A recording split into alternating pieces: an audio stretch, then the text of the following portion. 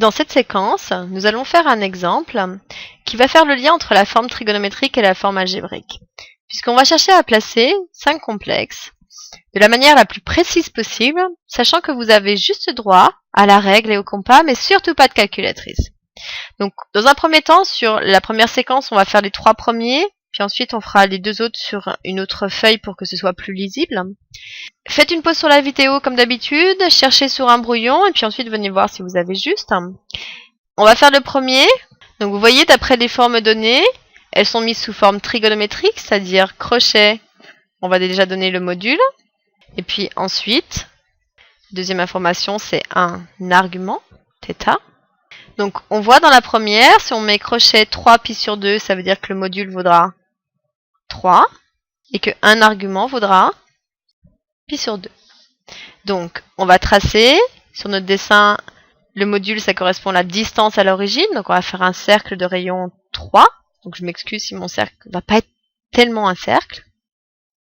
Et donc sur ce cercle, nous allons chercher à placer un angle de pi sur 2. Donc l'angle, c'est par rapport à l'axe des abscisses. Là, l'éventail il est en position fermée, je suis à l'angle 0. Je augmente sens positif pour aller jusqu'à pi sur 2. Un quart de tour, je suis ici à un angle θ égale pi sur 2. Rencontre des deux informations, ça veut dire que M1, le premier point à placer, sera ici.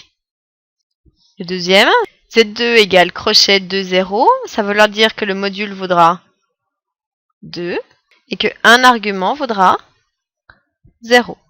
Donc on va tracer le module, cercle de rayon 2. Et sur ce module, on veut placer un angle 0. Donc l'éventail est ici en position fermée, 0. Eh bien, j'ai pas augmenté.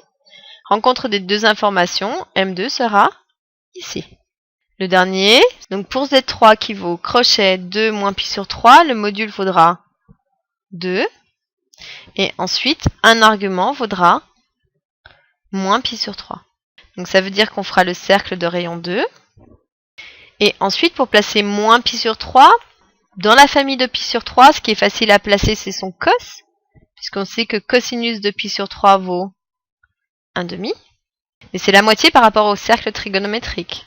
Donc si je suis ici par rapport au cercle de rayon 2, donc la moitié pour le cos, axe des abscisses, je serai au niveau 1. Et ensuite, moins pi sur 3, je sais que par rapport à mon cercle trigo, je suis en bas à droite. Rencontre des deux informations. Je suis ici, ça veut dire que l'angle θ, il est là, moins pi sur 3.